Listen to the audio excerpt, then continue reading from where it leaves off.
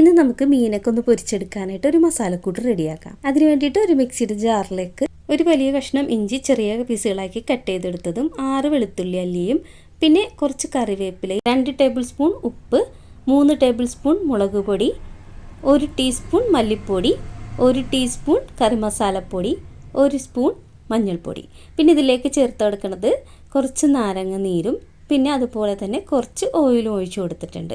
ഇത് നല്ലപോലെ മിക്സിയുടെ ജാറിലിട്ടിട്ട് അരച്ചെടുത്തതിന് ശേഷം നമുക്ക് എയർ ടൈറ്റ് ആയിട്ടുള്ള കണ്ടെയ്നറിൽ ആക്കി വെക്കാം. ഇത് 2-3 ആഴ്ച നമുക്കിതുപോലെ ഫ്രിഡ്ജിൽ സൂക്ഷിച്ച് വെക്കാൻ പറ്റും. നമുക്ക് ആവശ്യമുള്ളപ്പോൾ കുറച്ചെടുത്തിട്ട് മീനിൽ പുരട്ടിയിട്ട് പൊരിച്ചെടുത്താൽ മതി. നമ്മൾ ശ്രദ്ധിക്കേണ്ട ഒരു കാര്യം, ഒരിക്കലും കൈ വെച്ചിട്ട് ഈ മസാല എടുക്കരുത്. സ്പൂൺ കൊണ്ട് വേണം കോരിയെടുക്കാനായിട്ട്. അതുപോലെ തന്നെ നമ്മൾ ഈ ചെറുനാരങ്ങ നീര് ഒഴിക്കുന്നില്ലേ, അതിൽ കുരുപെടാതെ വേണം കേട്ടോ ഒഴിക്കാനായിട്ട്. അല്ലെങ്കിൽ ഇത് കുറച്ച് ദിവസം നമ്മൾ ഫ്രിഡ്ജിൽ സൂക്ഷിക്കണതുകൊണ്ട് തന്നെ ഇതിന് ആ ഒരു കയ്പ്പ് രസം വരും.